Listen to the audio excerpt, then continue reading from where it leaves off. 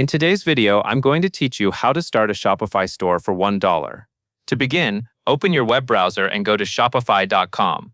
This is the official Shopify website, and it is where you will start setting up your store.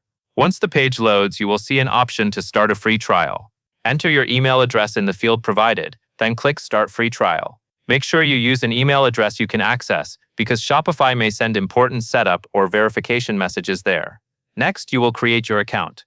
Follow the prompts on screen to finish the sign-up process and set your password when asked. Take your time here and make sure your login details are saved somewhere secure so you can access your store later. After your account is created, Shopify will guide you into the store setup area, sometimes called the admin dashboard. This is where you will manage everything for your online store. As you move forward, you will eventually see billing options. Select the monthly billing cycle. The $1 per month promotion typically applies to monthly plans after the trial period ends. If Shopify gives you the option to skip choosing a plan right away, go ahead and use the skip option so you can focus on creating your store first. This can be helpful because it lets you build and explore before you commit to a paid plan. Now it is time to create your store space. Choose Online Store when prompted and enter a name for your store.